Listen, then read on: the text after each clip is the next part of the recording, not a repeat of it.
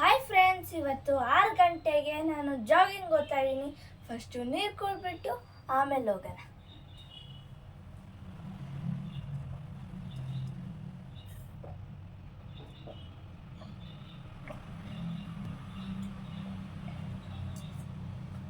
Okay, ನೀರು ಕುಡಿದಾಯ್ತು, ಹೋಗೋಣ ಬನ್ನಿ.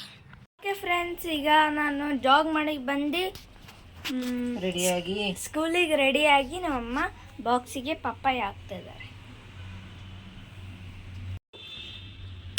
Let's go.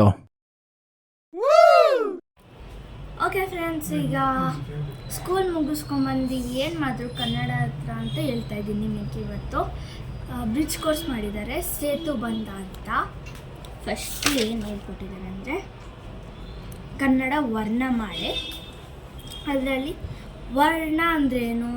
ವರ್ಣ ಅಂದರೆ ಅಕ್ಷರ, ಮಾಲೆ ಅಂದರೆ ಗುಂಪು. ವರ್ಣಮಾಲೆ ಅಂದರೆ ಅಕ್ಷರದ ಗುಂಪು ಅಂತಾರೆ. ಆಮೇಲೆ ನೆಕ್ಸ್ಟು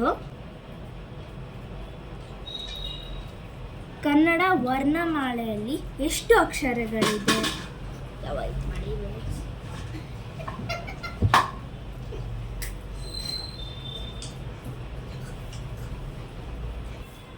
ಕನ್ನಡ ಅಕ್ಷರ ವರ್ಣಮಾಲೆಯಲ್ಲಿ 49 ಅಕ್ಷರಗಳಿದೆ. ಮೀನ್ಸ್ 49 ಲೆಟರ್ಸ್ ಆಗಿದೆ. ಆಮೇಲೆ ನೆಕ್ಸ್ಟು ಆ ಇಂದ ಳವರೆಗೂ ಬರೆಸಿದ್ದಾರೆ.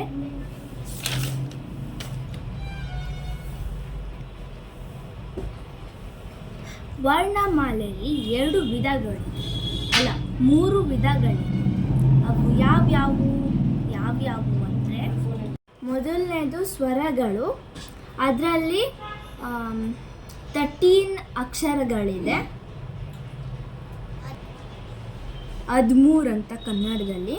ಮತ್ತು ವ್ಯಂಜನಗಳಲ್ಲಿ 34 ಇದೆ, ಅಂದರೆ 34.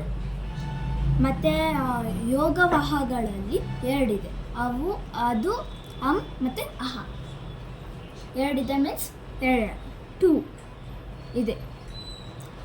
ಇಷ್ಟೇ. You know it, I know it, it is enough. Why others want to know?